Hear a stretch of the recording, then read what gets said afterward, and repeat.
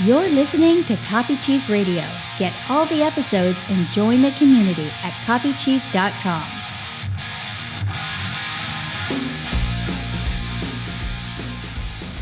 Hey, everybody. Welcome.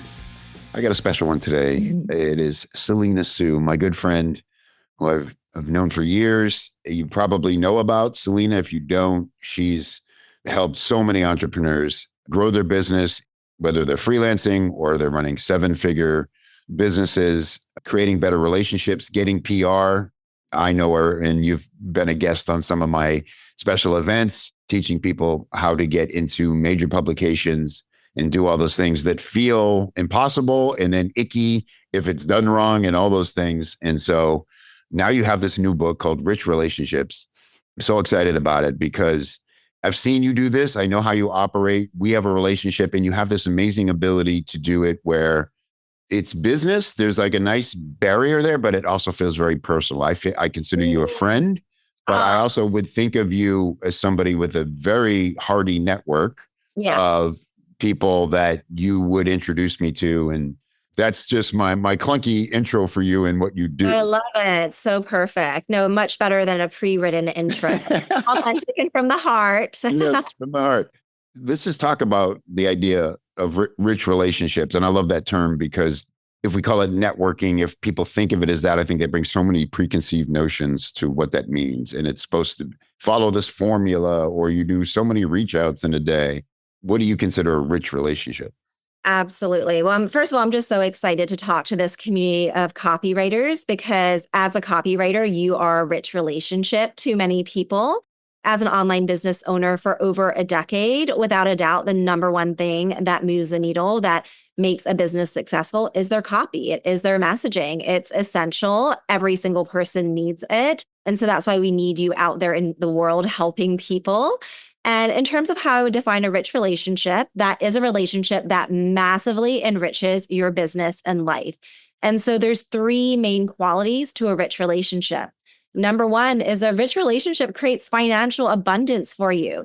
Now, this can be direct or indirect. It could be someone who's like, oh my gosh, you are amazing. I need to tell all my clients about you, but please make sure you still have time to be my copywriter.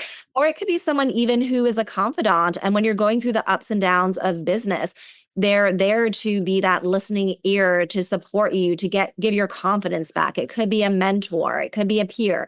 So there's many different types of rich relationships that in their own unique way, they will create more financial abundance for you. So that's number one. Number two is rich relationships are with people that can help you reach your goals and dreams faster. There are a lot of incredible humans in the world, but the reality is we can't have relationships, deep relationships with multiple hundreds or thousands of people. You know, your 5,000 Facebook friends are not necessarily all your rich relationships. It's going to be specific people that really want to see you win. Now, number three, rich relationships are with people who inspire you to become the best version of yourself. Typically, you're going to have these aligned values and you're like, wow, I see a piece of myself in them. They inspire me to play bigger, to be the best version of myself. A rich relationship is not with someone that you don't respect, that is doing shady or unethical things, but they have power. That is not a rich relationship. There definitely has to be that alignment with who you are and what you believe in. Yeah, that's big because that's when it does feel like a task, I have to go pretend to like this person and I really don't. I kind of detest them, or it's just there's no chemistry. So there's that line of you want it to be fulfilled. Like I would talk to this person anytime for any reason, but you say it can't all be that. There is maybe a level below that where it's like, I really respect what they're doing. We're never going to go on a trip together. Okay. Yeah. We can offer a lot to each other in business. Oh, absolutely. Yeah. And I mean, I think this is a perfect time to introduce the 6 circles of. Yes, I'm very interested in this. Yeah. Not all relationships are created equal. As human beings, we're all equal. But when it comes to particular people that care about you, that are enthusiastic about the work that you're doing, that want to show up and support you, you know, like Kevin initiated, I didn't have to ask him or beg him, can I please come on your podcast? He's like, hey, I would love to support your book launch, right? So it's like, there's just certain people that show up for you and therefore they're just in a different category. And actually there's this thing called Dunbar's number, which basically says that based on the human brain, we can typically only manage 150 relationships in a meaningful way at one time. And maybe there are ways with your, organizational tools where we can expand it, but there's no way that as a human we can manage 5,000 relationships in a deep and meaningful way. So there is a number. And then, when you think about your relationships, you're not going to give every single person the same amount of personal energy, proximity, and trust. So when I think about my rich relationships, I think of them in these 6 circles. So let's start with circle number 1. Circle number 1 is your innermost circle. For a lot of people, this is 1 to 3 people. In some cases, it's 0 people. Now, your innermost circle are the people that are doing life with you, but these have to be safe and trusting relationships. So if you're in a problematic relationship, maybe they're in circle 1, but they actually should be in a different circle, which we'll go into later. But this might be your life partner. This could be your business partner. If you've been working with an executive coach for 4 years in a row and you talk weekly and they kind of understand what's happening in your life, like kind of week by week, a very best friend who you talk to all the time, that's a circle 1 relationship. And when someone's in your circle 1 and you're in theirs, you are their priority. If you have a goal, a dream, a challenge, like without a doubt, they are there for you. It's a pleasure and a priority to show up and support you. But of course, this is a very small number of people. Now, there's circle 2. So these are your treasured connections. They may not have the day by day or week by week about what's happening in your life, but they still consider you an absolute priority. If you were to voice note them and be like, oh my God, I need to talk to you like today. Can you get on the phone with me in like the next 2 or 3 hours? It's also their priority to rearrange your schedule to show up for you, right? These are people that truly care about you. And you can also show the messy side of who you are. They're there for the highs, they're here for the lows. They are your people, they are your soul family. So for a lot of people, that's, maybe about a dozen, or it could be more if you're someone that's very well networked, 2 dozen, but this is also a select group of people. Now we're going to move into circle 3. So this is the active network. So this is going to be where most of your rich relationships fall under. These are people that you're super comfortable inviting to a party. Maybe if they needed to crash a night at your place, you would be comfortable having them in your home. You would share things with them and just trust that they would hold that in confidence. That's the most of your, rich network. And if you were to say, hey, can you help me? They would try to help you. It's not an absolute guarantee, but they would certainly strongly consider it. So now let's talk about circle 4. This has been very helpful. And I use this framework every day in life.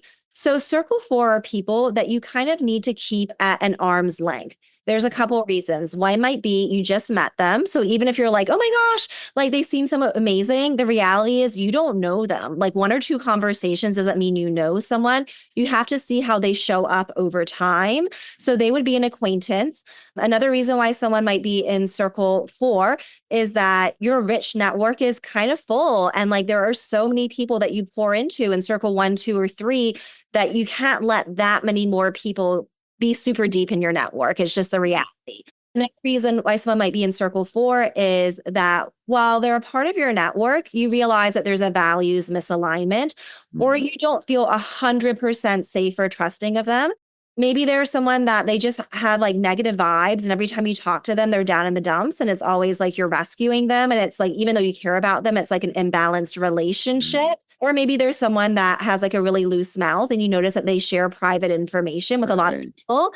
So that's circle 4. Now there's circle 5, and this is disconnected. And so hopefully you don't have too many people in circle 5, but most of us will have a couple. I do too. These are people who, one, they might have betrayed you, and it's just a line has been crossed. I'm not going to try to rebuild this relationship. I really don't feel comfortable with them at an intimate dinner party. And in fact, if there was an intimate event and they were there, I probably would actually choose not to be there because I just it doesn't feel right in my body. that circle 5, there are people that have never done anything to me, but like I know that they're litigious. They enjoy suing people, and there's just like a kind of interesting personality there. And it's like they're so nice to me and they're powerful and influential. But for me, it's like, no, no, thanks. Or someone that just operates in a very unethical way in business. I just choose not to like engage and develop a bond there. So that's circle 5. And then circle 6 is everyone else in the world. Maybe you know each other from afar, maybe you don't, but there's no real connection. This is so helpful because I've had times where I have felt like I've been out of integrity. I heard this saying by Sherry Salata: maintaining a friendship not rooted in your truth keeps you out of integrity. I heard this like 3 years ago when I was actually out of integrity because I had a couple of relationships with people that were in circle 2. But as I got to know them better, there were things where I didn't quite respect how they were living. They were literally out of alignment. So like, let's just say someone's a love coach, and meanwhile, they have a lot of drama and chaos, and they have toxic behaviors in a variety of relationships. Well, it's hard for me to be that circle 2 friend to support them with business and life. So it was helpful to kind of think about like, okay, some people I might not exile them from my network. Of course, that would be like so extreme. But mentally, I put them in circle 4. So you don't know. You're not telling them, oh, I've moved you from circle 2 to circle 4. You have a template email that goes out just so you know you've been downgraded. Exactly. Right. Or sometimes like in life, you're like, hey, I thought you were in your mind, I thought you were my circle 2, but you're acting like a circle 4. Okay. I got to like adjust my expectations to have a conversation. I find that this mental framework is very helpful. And for me, it keeps me in like integrity and helps me manage my time and energy. I love this so much because you've done a great job with this. I can tell you put a lot of thought into it because every one of them, I could see people. You see them immediately. Yeah. Yep. And which category. And you're right. People do move around. It reminds us that it takes time, and you meet somebody else who may have one of your 4s as a 1 or 2. And you're like, that's fine. I'm not judging. It shows me something about you, but everybody's different. Who's to say that our criteria should be universal, right? Well, and it's just fascinating that you bring that up because I have some people who are in my circle 2 or 3 who are in someone else's circle 4 or 5. So some people might be like, I would never do business with this person, but that's cool that, you're friends with them. And then similarly, I have like, oh, if this person's showing up at the event, I'm not going to be there, but I'm cool if you want to be their friend. For me personally, I never want to tell someone that they can't be friends with someone. They have their own journey. But yeah, it's interesting. Actually, my very best friend, her name is Heidi. One of her best friends is in my circle 5. And if that person's at an event, I generally don't show up. I don't feel good, but I've never told her it's a separate relationship. So it's interesting how life can be like that sometimes. Yeah. You brought me there because I didn't want to distract from all the great stuff we can talk to, but this is very interesting to me because what if you have, because that's a good classifier. It's like, I'm just not going to go to that because they're there. That's a big impediment to your ability to build a network.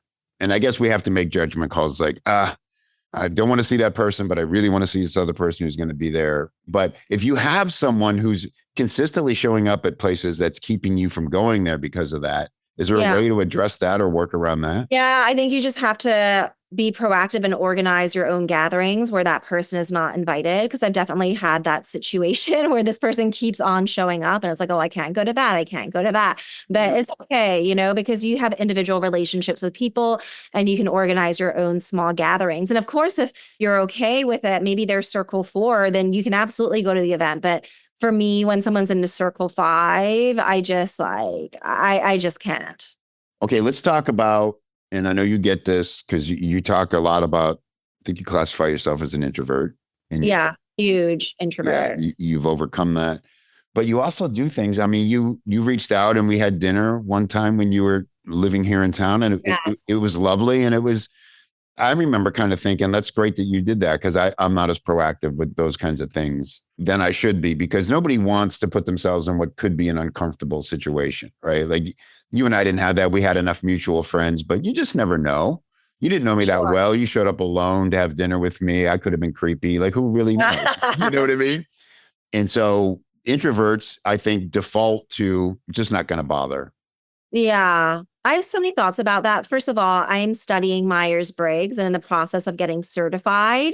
So I really understand introversion and extroversion because that's one of the four core dimensions of personality. But something really interesting that I learned is that we are actually all introverts and we're actually all extroverts. So if I break this down, I'm like 80% introvert, but with every type of Myers-Briggs personality, you have different functions. So like I'm an INFJ, right? But even as an INFJ, my number one dominant function is extroverted feeling. So if you look at people who are other INFJs, and a lot of writers are actually INFJs, so we might have some in the house here right now, but INFJs are people like Martin Luther King, Gandhi, Rosa Parks, and not to put myself in, the category of like their significant life accomplishments, but rather in terms of the ways that we show up. These are deeply introverted people. They have like a sense of quiet power, but when they are in their fullest expression, they are out there advocating for others, advocating for a mission, helping people, lifting people up. And so that action of advocating, supporting, uplifting, that is an extroverted action. And it is extroverted feeling. So the way that Myers-Briggs defines feeling is really someone that's very in alignment with their values and they really consider other people. That is extroverted feeling. So you could be a diehard introvert, but there is an aspect of you that is extroverted. So I just want people to you have other things within you, and there is an element of extroversion that can be valuable in relationship building. I mean, I never want people to change their fundamental personalities, but there is an aspect of you that has let me put myself out there, let me connect, let me initiate. And so if I were to go to an event and there's like 100 people, I'm so going to be the wallflower that's in the corner talking to like one person. But that's actually one of my relationship building strengths. I'm very good at building intimate relationships and really like going deep with people. Yeah. But that's also what helped me get like 200 affiliate partners in a single launch. I'm also someone that takes initiative as an introvert. I'm someone that processes and thinks about things deeply. And I get excited about people and supporting them. And so being a very mission-driven person, that like kind of motivates me to like, oh, I want to reach out and connect with this person and help them and understand them. And so I am a go-getter and initiator, and I can still be a go-getter even while being an introvert.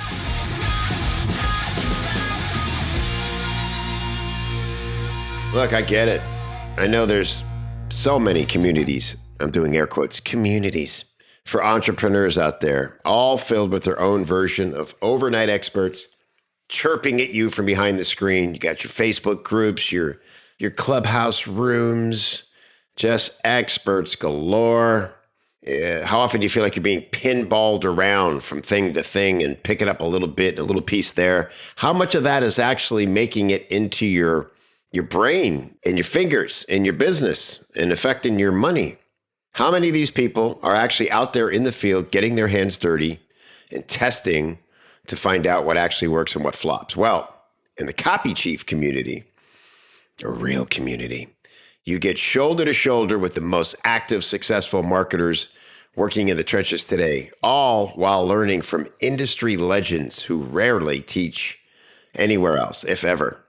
Copy Chief is an amazing community, super newbie friendly. Also, you'll find, elite level marketers and copywriters in there. They're all working to become the best at their craft, get paid top dollar for their skills, stay ahead of the competition by keeping their finger on the pulse of what's working now. That's the X factor when you're backed up by a community and you can get any question you have answered by people who actually do this stuff and can tell you from real world experience what to do for your project, for your offer, for your funnel, for your clients. Man, you're unstoppable when you've got that kind of confidence. Go check us out at copychief.com/join. If you've never been a member, you're going to see what you've been missing and you're going to say, where has this been all my life? And if you've been a member in the past, I would invite you to come and check out all the new stuff. We've completely updated all the tech. So we're on brand new platforms. Everything is slick and smooth and easy to access. And it's never been better. Copychief.com/join. I'll look for you inside.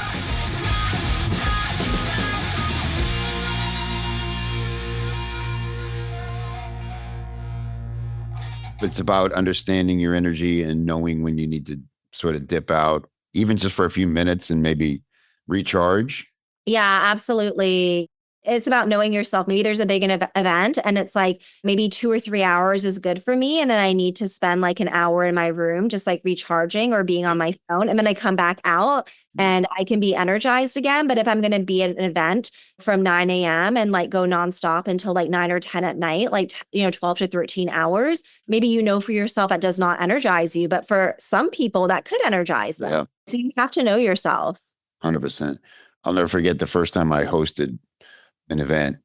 I was not prepared for literally every time you turn, somebody's in your face, whether it's a team member and I want to see and talk to every one of them. And people flew in to basically be with me. But by the end of the second day, I could barely speak. I was just, my brain, I could hear it like fritzing. So for the second event, I said, okay, remember, like when there was a break, even a 15-minute break, I would go straight to my room and I would just lay in the bed in quiet for just 5 minutes. And I could see like all the energy and the conversations and the faces just swirl around my head. But I could feel like, okay, but I'm releasing, I'm resetting. And even doing that would help me so much in the second event compared to the first one. So like you said about knowing yourself, that was an extreme situation, but I find myself too, like often I'll have to force myself at a conference to go down for the dinner or the after party. And because and I love people, but I'm like you, I want to have a good conversation. I don't care who it's with. I don't care if there's more important people in the room. I just want that conversation. But I also found out through Enneagram. Oh yeah. What are you? I want to know. Oh, Enneagram. I'm a 9-3-4. Oh, that's fascinating. 9-4. Okay, I'm a 3-4, so we have a lot in common. Yeah. That's actually where I went deep. I saw an Enneagram counselor for a while. I was like, I want to understand my 3 the most. Okay. Because I thought I understood my 9, my peacekeeper. I was like, I know I'm that way. I always want to keep. If two people, I walked into a movie theater not long ago, and these 2 groups of women were shouting at each other because one had been on their phone and the other one was mad at the manager for not refunding. And I walked in and I instinctively went, whoa, whoa, whoa. The sheriff was here. I'm like, what are we doing? What's going on? And like, I'm like, what am I doing? Like, just that's how extreme my peacekeeper is, But anyway, my 3, I learned a lot. We could go down a whole thing with that, but I didn't know there was like energies. And one of them they categorize as sexual energy. And it's not about sex, but it's like you walk into a room and you just like, I'm here, everybody. And so that's how I am when I know it's that kind of event. I just want to see everybody. And I instantly, people will say like, wow, Kevin really knows how to work a room. I'm not really working a room. I just want to see everybody and give hugs. And I'm very touchy in that way and all that, but then you will find me 20 minutes later, locked into a conversation with somebody for like an hour. Yes. Right. So that's why it's so important to understand our own relationship building strengths, because don't try to be someone you're not, be the person that you are. And it's fine if you're like me, more of like a one person at a time kind of thing. For me, like if there's a big group conversation, there's 7 people, I'm always going to be the more quiet one, listening and observing. And with introverts, the way that we internally process, by the time that we're ready to speak, the conversation has already moved on. So I just don't do well at that. I have to literally either be the leader, and I do lead a lot of events, virtual mixers, in-person events. I initiate introductions, one-on-ones. I have to be the leader, or I think I have to be the leader. I have to be the leader, or I'm talking like to like 1 or 2 people at a time. I don't do the big group thing very well. Because and this is, you're such a great example of this, because you have built communities. You have one now, and you've hosted all these events and masterminds, and it's so you. So how does one, if they're listening and they're like, yeah, it just feels exhausting and scary to me to even start? Like, do we just give them things to do to push themselves in little ways to get more used to it? Yeah, I have a couple of ideas, because I have things that require more effort and intention. And there's also easy ways to cultivate and nurture relationships. So I'm going to start with, I think, one of the most powerful ideas, and that is about becoming a rich giver. So I'm going to explain what that is. So There's three types of givers. The first is the indiscriminate giver. And the reality is with these three types, we all have been one of these three types at different moments in time, right? But we want to really try to stay in the rich giver category. So an indiscriminate giver is somebody who, when someone needs help, you kind of feel like, oh, I have to help them. It's a person that kind of like depletes themselves and runs themselves ragged by always like helping, and centering other people and forgetting about themselves. And over time, they actually start to get resentful and like a little bit angry, and they're depleted. Now there's a transactional giver who is like, well, I'll do this if you do this. And it's really based on things like money and status and power and what you can do for me. Now, transactions are fine. Everyone needs transactions to stay in business, but giving is different. So this is like transactional giving. I'm only really going to show up if I am guaranteed to receive these set of things in return. There are rich givers, and these are people that give from a place of abundance. They are very purposeful in their giving. They know that, oh, I'm one person, so I'm not going to run myself ragged and try to give to everybody. But I know that there are certain relationships where there is an abundant, synergistic, win-win energy, people that I feel values align, people that energize me, and that's where I pour my energy. And when you're a rich giver and you're also managing your own energy, right? You can also be that rich receiver where other people pour into you as well. So that's kind of like the number one big idea in the book. Basically, the book is teaching you how to be a rich giver, like A to Z. But one of my favorite concepts in the book is how to really show up with what I call breathtaking generosity. So breathtaking generosity is what it sounds like. Someone is so kind, so thoughtful, so helpful that it takes your breath away. You almost can't speak. Like, wow, thank you. I wasn't expecting that. Sometimes people try to build relationships and they leave comments on someone's post. Oh, nice post, yay, whatever. But you're one of like 50 people, right? You have to really do something to stand out. So the way that you become a breathtakingly generous person is to identify golden moments. So golden moments, there's two types. There are moments where people are in pain, and Joe Polish calls this being a pain detective. So you might be saying, well, Selena, I don't know when someone's in pain. And I would challenge you and say, you actually do know when someone's in pain. If you are someone that lives in the United States, chances are you know people that have been affected by the LA wildfires. Perhaps you know people whose homes have been hit by hurricanes. Perhaps you know someone who is going through a divorce. Perhaps you know someone who is reinventing themselves and they feel like, I don't even know what my business or personal identity is anymore. Maybe you know someone that had a terrible launch. Maybe someone went from a 7-figure entrepreneur to a 6-figure entrepreneur. Maybe someone doesn't even have a business anymore and they're wondering, am I even relevant to people? So trust me, there are people all around you that are in pain, and you want to become really skilled at identifying when that is happening. And what you want to do is be the first to help, not the last to help. So even a simple way, when someone has a book launch, they're in pain because they probably spent a lot of money to write their book. They have spent years with this book. They probably have big goals, and it's literally impossible to reach their goal on their own. So be someone that initiates, oh, hey, I would love to join your book launch team. I would love to have you on the podcast. Count me in for 10 copies. Like as soon as the link is ready, I'm going to purchase it. You know, buying 10 copies of someone's book, that might be like $250, right? But you think about how people might join, you know, 10,000, 30,000, even $100,000 masterminds. Yeah. But why not set aside some money just to show up and help people? I really like the number 200 because you can do a lot for somebody with $200. Let's say, like for me, I actually had this budget where I have like this amazing money coach and nobody was working. I was telling her, you got to work with her. And I was like having 7 conversations. And I'm like, I'm just going to buy everybody's sessions. So I like asked her, hey, if I like set you up with like multiple dozens of people who are your most ideal clients, what price could you give it to me for?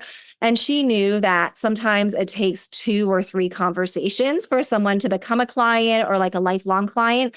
So what she did, and it's like insane. This is just for me. This is not like the general public pricing.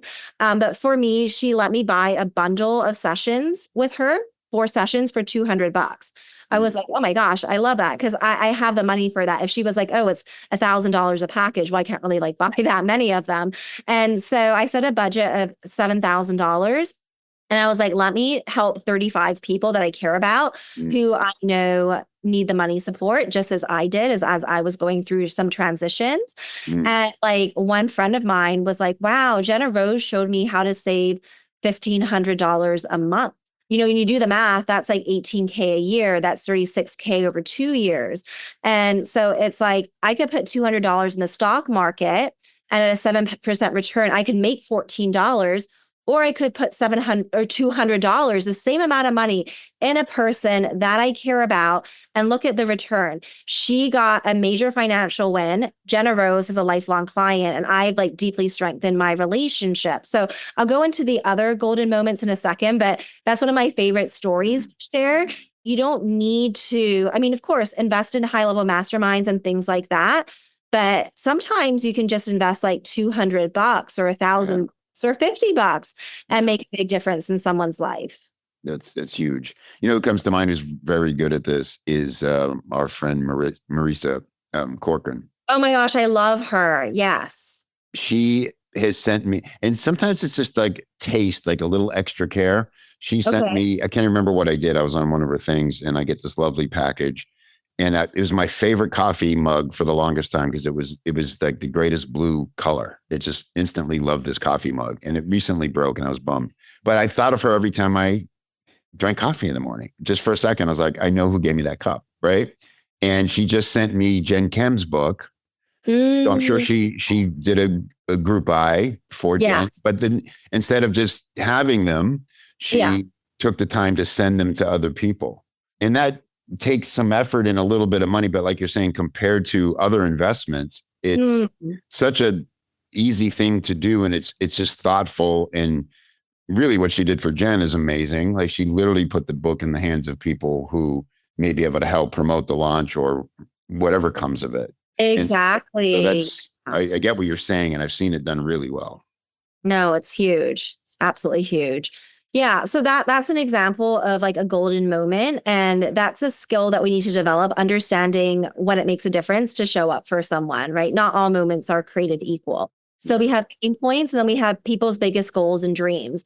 Now, if you are a fellow entrepreneur, a copywriter, you kind of know what people's, goals and dreams are, right? For a lot of people, they want to grow their business with more clients or maybe better or high caliber clients.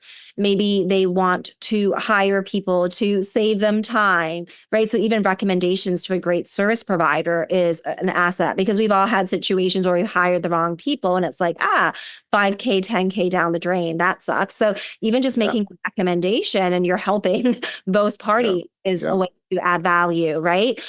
People want more visibility. They want to be seen as that go-to expert. They want to find ways to save time, right? So when people are like, oh, I don't know how to help people, you actually do because you know what you would need as an entrepreneur. Typically the things that you need are the things that other people need too. And the things that are challenging for you, other people are challenged with. So you really want to think about, what is someone's top goal and dream and how do you attach yourself to that goal? So like a book launch is like one example, or, someone's got a signature program launch. People do announce oftentimes like, I've got this big goal. I've got this big dream. This is where I see myself, and really think about how can I be someone that contributes towards that? Yeah. I think of also like in podcasting, at the end, somebody will say, hey, could you recommend anybody who you think could be a great guest for the show? That's a huge win for both people right there, right? I'm helping somebody else get on a podcast. I'm helping them get a good guest. And then they'll often say, and if you know of shows where I might be a great guest, I'd love that too. So if they'd only said the second part, hey, can you help me get on more shows to promote my show or whatever, it'd be like, it'd feel like a little one-sided. But the fact that they lead with the opportunity, it goes both ways instantly. It's a simple way to do it without it feeling needy or that's so smart. Selfish. Yeah, absolutely. Super cool. Man, this is so great. And there's so much great stuff. I'm really excited about this. I feel like just what I've read in the name of it is the goal. It's always to make like the bestseller list. But is that like the real goal with this? Yeah, I'll share. There's more than one goal. So my real goal is that this becomes part of the entrepreneurial vernacular. Someone's struggling in business. Maybe someone's coming to you, Kevin, and they're just like, I'm having trouble making a name for myself. And you're like, okay, well, first things first, who are your rich relationships? Who are your key clients? Who are the people in your corner? Do you have rich relationships? Are you going deeper with people? People sharing the ideas around breathtaking generosity and being a rich giver. So I want this to help people in their day-to-day life. And part of it is actually getting everyone to read the book. So there's a couple ways that I'm looking to do that. And I'll actually share some fun stories with you. So there's someone in Japan, his name is Ken Honda. Many decades ago, he wrote this pamphlet and it was like these like money principles. And he had meant to order, I think like, I don't know, 1,000 or I don't know, maybe a couple hundred of these. And there was like a misunderstanding with the print shop. And then all of a sudden he has these like trucks or this truck delivering like 10,000 pamphlets, these like big pallets. And his wife is like, you got to get rid of them. And he's like, I don't know what I'm going to do with them. And so he just kind of gave the pamphlet to everybody. And then people were like, damn, this is good. And he developed a following. And then today he's like Japan's #1 money coach. And he sold like 12 million books. And it started with him just giving away his work for free. And so along those lines, I'm doing something similar where I'm giving away the first 4 chapters for free, as well as my rich relationship scripts. Because when people, and I mean, obviously, I don't have to tell a copywriter how important messaging and language is, but when people read the book, Rich Relationships, they're like, oh my gosh, I love these scripts. But the scripts are all throughout the book. And it's like, can we get the scripts in one place? Yeah. So these are scripts that I have used to generate over 8 figures over the lifetime of my business. So I kind of put them all together, scripts from, even things like how to say no to someone without damaging the relationship, scripts for asking for a recommendation, a referral, an endorsement. So I have over 20 really great scripts. So that's a bundle, the first 4 chapters and the scripts. And then if you sign up for that by May 29th of 2025, you'll also be entered to win $1,000 because why not? So yeah, I just like to make things fun, So if people want that, they can go to Rich Relationships. So that's plural, richrelationshipsbook.com/copychief to get all of those things. But yeah, I just want everyone to read the book. And then of course, like if you resonate with the message, you enjoy the first 4 chapters, I would be even more honored if you would choose to purchase a copy of the book. And if you get the free scripts and everything, we'll have your information so we can share a link for that. But yeah, just to be very like open and transparent about like my goals and the numbers I'm looking to hit. So I'm not going for New York Times and that's like a long conversation, but essentially it's almost impossible. Yeah. And I'm not going to. It's an enigma how they actually choose. There's no guarantees. Yeah. When people spend like $500,000, $1 million trying to get on the list, where they give away their services for free in exchange for bulk buys. And I'll have some bulk buy packages, but I'm not going to try to spend, $500,000 to get on lists like that. But what I do want to do is I want to be on the USA Today list. So based on historical data and the week that I'm launching, because it's a week by week list, I need to get 4,000 sales, which is not an easy goal because I need 4,000, right? It's a lot of people. So yeah, I would just so love, people's support if they want to buy a copy and even if they want to join my book launch team, that could be really fun. And they can just personally message me I'm on Instagram at Selena_Soo to say, like, I heard about you on this episode, and I would love to connect with you and share about the book launch team. I find that copywriters are the best promoters because they're so good with like expressing themselves and they're so good at sharing. So I would be like very humbled and honored to have, a couple of people that listen to this episode want to join my book launch team. But yeah, so that is the goal.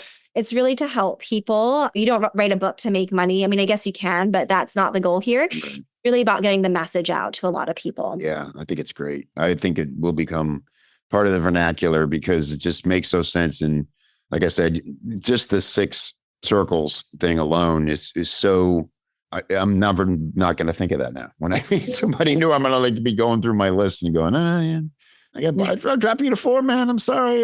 Right. That's where people go when they misbehave. So, all right. Awesome. Happy for you. Excited. I think like this all feels really good. I'm thrilled that you did it. And I know it's super valuable. Everybody go buy a copy. And again, maybe implore some of what Selena has taught us here today and go buy 10 copies of this book and send it out to people. goodness, yeah. Start a book club with your group or your peers. Well, what I will say, Kevin, is, when it comes to a book like Rich Relationship, you're going to get so much more value if you actually read it with other people and discuss the ideas versus it being a solo thing. And that's a way that you can show up as a rich giver to your friends. Hey, I bought 5 copies of this book and I think it could really help a lot of people. So that would be huge. You'd be a rich giver to your friends. You'd also be a rich giver to me. And I would love to know if you're looking to buy multiple copies. Yeah. But yeah, that would be like a total game changer. Yeah. Well, I recommend it highly for everybody. All right, Selena, it was so good to connect with you again. I'll be supporting you and rooting for you. And we'll talk again soon. Hey, don't forget your goodies. Head over to copychief.com/copychiefradio to get some great free stuff to help you put the things you hear on the show into action for your business. copychief.com/CCR.